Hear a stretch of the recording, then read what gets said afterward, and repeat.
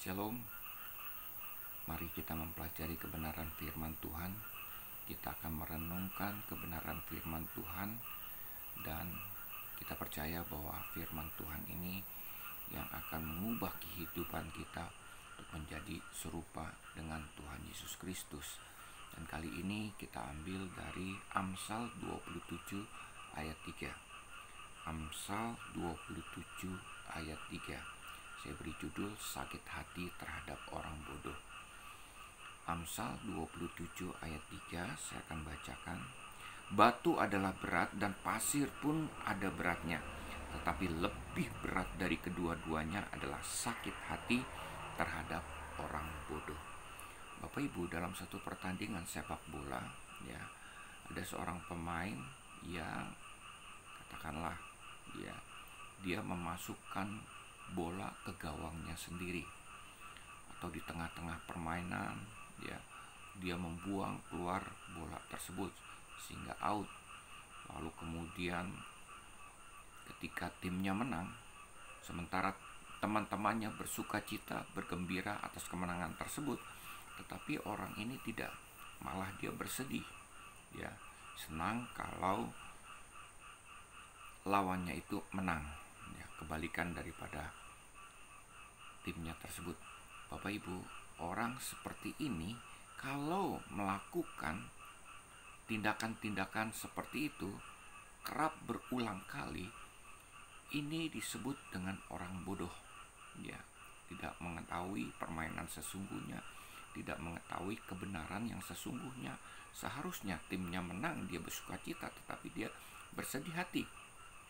Seharusnya dia memasukkan bola ke gawang lawannya, tetapi dia memasukkan bola ke gawangnya sendiri. Ini adalah orang bodoh. Bapak Ibu, saudara-saudara yang saya kasihi, ketika kita sakit hati terhadap orang bodoh tersebut, maka Alkitab katakan, ini lebih berat daripada batu dan pasir sekalipun. Batu berat dan pasir pun juga berat. Tetapi orang yang sakit hati terhadap orang yang bodoh ini juga lebih berat daripada batu dan pasir ini. Apa artinya? Artinya ketika kita sakit hati terhadap orang bodoh, ini membebani kehidupan kita. Jadi Amsal mau katakan, percuma kita sakit hati terhadap orang yang bodoh. Apa itu orang yang bodoh? Di sekitar kita banyak orang yang bodoh. Di dalam gereja, di dalam komunitas kita, di tempat kantor, banyak orang yang bodoh. Tetapi firman Tuhan katakan, orang yang bodoh itu adalah orang yang tidak mendengarkan perintah-perintah Tuhan. Jadi orang itu sengaja dan tahu kebenaran firman Tuhan, tetapi tidak melakukan apa yang Tuhan perintahkan di dalam kehidupannya. Tahu merokok itu adalah merusak tubuh, dan mengikat kehidupan kita. Orang yang merokok akan terikat.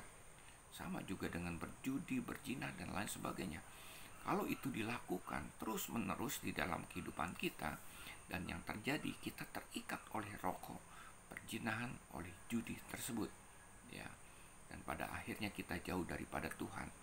Kalau kita lakukan itu terus berulang-ulang di dalam kehidupan kita, maka yang terjadi, Alkitab katakan, kita adalah orang bodoh. Orang bodoh punya attitude yang sulit untuk dirubah, perilaku yang sulit untuk dirubah. Sama seperti di dalam Amsal 26 ayat 11 dikatakan, anjing kembali ke muntahannya. Dan demikianlah orang bodoh seperti itu. Suatu kali saya pernah menemukan muntahan di depan rumah saya ketika pagi-pagi saya keluar dari rumah saya. Dan ternyata muntahan tersebut adalah muntahan dari anjing yang ada di komplek sekolahan ini, sekolahan Cahaya Kemuliaan. Lalu kemudian saya mengambil air seember untuk menyiram. Tetapi betapa terkejutnya saya ketika saya keluar untuk menyiram muntahan tersebut, ternyata muntahan tersebut sudah tidak ada. Kemana muntahan tersebut? Bersih dimakan anjing yang memuntahkan muntahannya tersebut. tersebut. Ya, Bapak Ibu, itulah orang bodoh. Ya, dia memakan muntahannya sendiri. Apa artinya? Banyak orang-orang yang di sekitar kita ya sudah tahu kebenaran firman Tuhan, tetapi apa yang terjadi? Dia kembali ke kehidupan yang lama, kehidupan yang terikat dengan dosa. Sulit untuk merubah orang lain, apalagi merubah, termasuk juga merubah diri sendiri. Ya, kita sulit untuk merubah kehidupan orang lain, Bapak Ibu, saudara-saudara yang saya kasihi. Dan buat apa kita sakit hati terhadap orang-orang bodoh seperti itu? Memang attitude-nya seperti ini. Orang-orang yang tidak mau mendengarkan firman Tuhan, orang-orang yang tidak memperhatikan firman Tuhan di dalam kehidupannya. Pernah suatu kali ya, saya mempunyai seorang sahabat ya. Bahkan saya melihat tindakan-tindakannya memang sepertinya seolah-olah dia melaksanakan apa yang Tuhan perintahkan di dalam kehidupannya. Sepertinya dia taat pada perintah Tuhan. Tetapi apa yang terjadi? Sesungguhnya dia merusak komunitas daripada apa yang ada di sekitarnya. Khotbah-khotbahnya, tindakan-tindakannya membuat komunitas tersebut pada akhirnya komunitas itu menjadi tercerai-berai, ya, mematahkan semangat orang-orang untuk melayani, ya. Nah, ini adalah satu tindakan bodoh.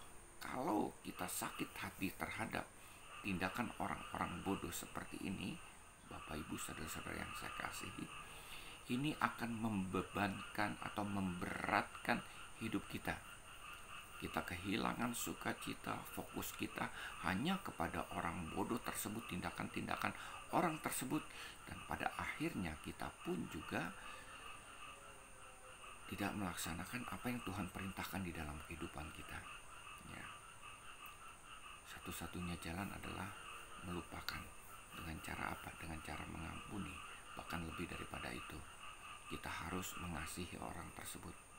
Memang kita melihat bahwa tindakan-tindakan orang tersebut ketika kita tidak melakukan apa-apa, ketika kita mengampuni orang tersebut, ketika kita mengasihi orang tersebut, pada akhirnya orang itu merasa benar.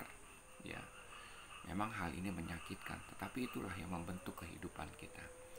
Bapak Ibu, saudara-saudara yang saya kasihi, orang-orang bodoh, yakni orang-orang yang tidak melaksanakan perintah Tuhan, orang-orang yang seperti anjing kembali kepada muntahannya, memakan muntahannya sendiri, yang memang attitude-nya, perilakunya sudah dari dalam tanda kutip dari sononya seperti itu, tidak bisa berubah, Bapak Ibu. Sekalipun dia sudah bergereja, sekalipun katanya dia sudah lahir baru, sudah menjadi orang percaya, tetapi kehidupannya tidak berubah. Sulit untuk mengubah orang lain, termasuk diri kita sendiri, kecuali Roh Tuhan yang akan mengubah kehidupan kita. Bapak Ibu, saudara-saudara yang saya kasih, jangan sakit hati terhadap orang tersebut. Itu membebani kehidupan kita. Shalom, Tuhan memberkati.